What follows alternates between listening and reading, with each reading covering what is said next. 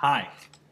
This video is on some special linear functions. Another word for them is the constant linear functions, or a constant function, and we're going to talk about why it's called a constant function in a minute. So let's just give some background for what I'm trying to show today. Mother is any time that the front number a is greater than 0. So anytime a is positive, basically, it's going to make mother of all equations. Wait, no, mother. This would be mother for you guys on camera. So this is the mother of all equations. So let's just show that. This is the most basic mother of all equations. So I'm going to draw a line. Let's play with that idea. If I go in the GeoGebra program, I can take this slanter and see how it says y is equal to 15. That's because right now a equals 15. But if I change a to 6, look how my line is changing. It's still mother.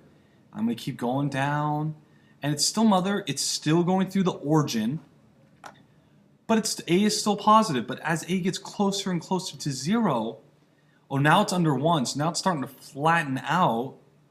Check that out. It flattens out, but it never actually gets there. Look, I'm going to flatten it out. So long as it's not 0, it's just going to get flatter and flatter.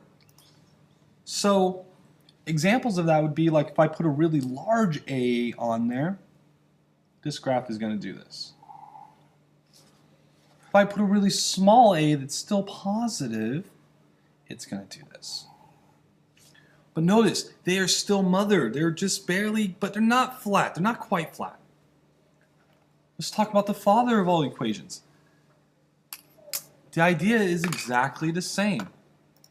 I'm going to change my input, but I'm going to change my input so that my input is going to be negative. So I'm going to change it from negative 15. Let's just change it completely. Negative 15 to positive 15. So now if I change a to be negative, look, now it's father of all equations. But it doesn't cross the x or y axis. So that's pretty neat.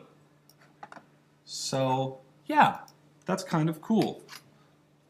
So I'm going to draw a few examples of that. Let's get some examples of that going. I'm going to let you know it's going to be like 5-10 minutes. I started recording. Sorry. So let's do some examples. That's if a is negative. Here's a being negative. Here's a being negative. A lot of different things. They should all be going through the origin when you make them. I know mine are a little touch and go. So, but again, if a is less than 0, so if a is negative, then they're going to be looking like that. So my question, this is a hypothetical question, what happens if a equals 0? So going to write this question at the top, we're just going to answer some theoretical philosophy type questions. What happens if an a does equal 0? Well, if you notice as a equals 0, it gets closer and closer to 0, both sides, they basically all look horizontal. In fact, the most basic example of y equals 0. That's the x-axis. That's the x-axis. That's y equals 0. So that's kind of hard to see. So my question is, what if y equals 1? Well, if y equals 1 right here on the graph. If I draw this, that is y equals 1. Cool. What if y equals negative 4? I just go down to negative 4. Oh, by the way, what are some points on here? This is negative 3, 1, because y equals 1. This is 5, 1, because y equals 1. Notice how all the y's are 1? This is why it's called a constant function. I'll graph y equals negative 4. Pretty awesome. Again, let's say this is negative 5, negative 4. That's a point. 6, negative 4. That is also a point. So whenever y equals just a constant, a number, no variable, no nothing, just a number, then it is horizontal. Can I graph a vertical line? Absolutely. What's the opposite of x or y? X. So if I make x equal a number, say x equals 4.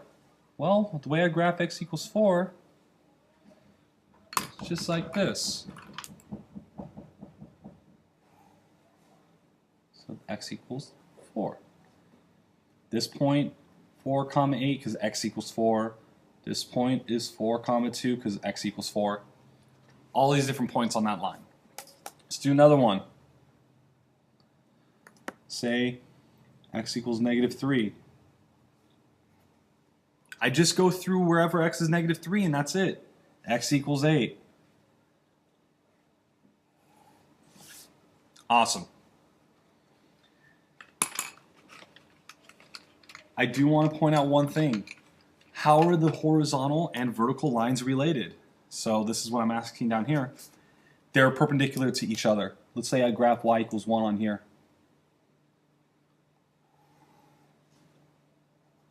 These all they all meet at right angles. They're perpendicular to each other.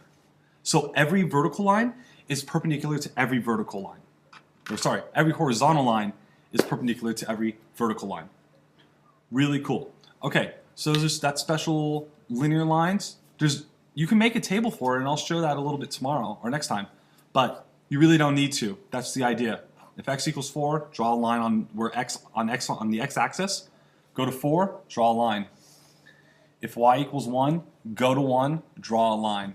That's it. So, have a great day.